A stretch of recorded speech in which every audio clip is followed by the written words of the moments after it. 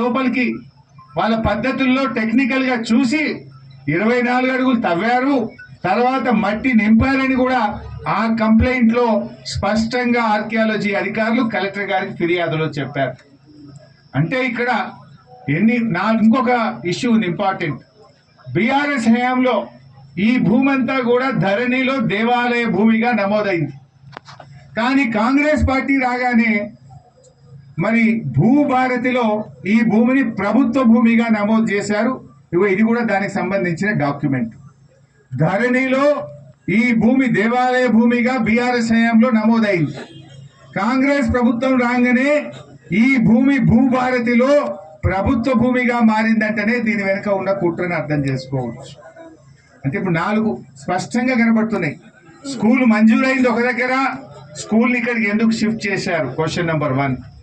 Question number 2, ఇవాళ archaeology department జిల్లా అధికారి 7వ తారీఖున కలెక్టర్ గారికి ఫిర్యాదు చేస్తే ఇక్కడ గుప్త నిధుల కోసం తవ్వకాలు జరిగినాయని స్పష్టంగా రాసిన తర్వాత ఎందుకు ఎఫ్ఐఆర్ నమోదు చేయలేదు? ఇప్పటిదాకా ఎవరిపైన ఎందుకు చర్యలు తీసుకోలేదు? Question number 2. Then question number 3, తవ్వకాలు అర్ధరాత్రి పూట ఎందుకు చేసినారు? ప్రజలెవరు చూడకుండా చీకట్లో రాత్రి 12 నుంచి 1 గంట మధ్య దేవాలయాన్ని కూల్చివేయడం, 24 అడుగుల లోతు తవ్వడం అంటే ఈ అర్ధరాత్రి పూట చేయడం అంటేనే ఇవాళ ప్రజల్లో అనుమానాలు కలుగుతున్నాయి. This is question number 3. Question number 4, ఇవాళ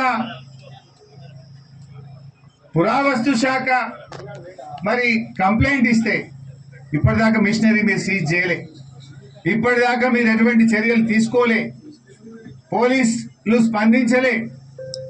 క్వశ్చన్ నెంబర్ 5, ధరణిలో దేవాలయ భూమిగా ఉన్న భూమి మరి కాంగ్రెస్ రాగానే ఇది ప్రభుత్వ భూమిగా ఎట్లా మారింది? వీటికి వీళ్ళు సమాధానం చెప్పాలి. అంటే స్పష్టంగా ఆధారాలతో మాట్లాడుతున్నాం మేము.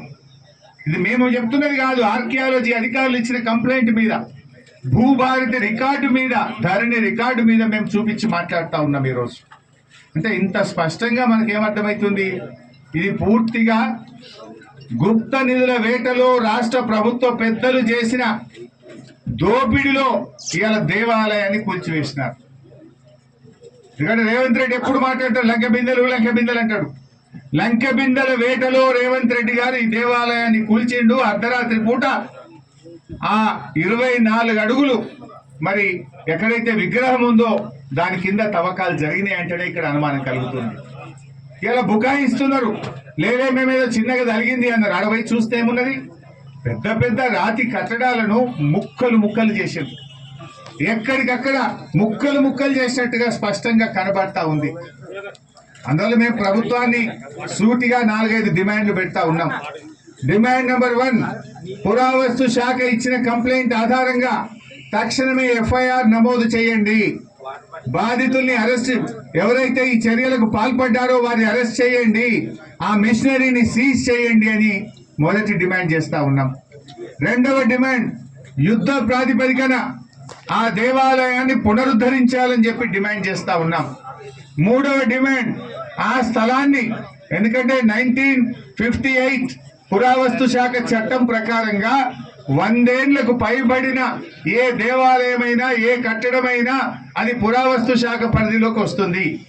ఈ దేవాలయం 800 ఏళ్ల చరిత్ర కలిగింది కనుక ఈ దేవాలయాన్ని, ఈ స్థలాన్ని తక్షణమే పురావస్తు శాఖకు అప్పజెప్పాలని చెప్పి కూడా మేము డిమాండ్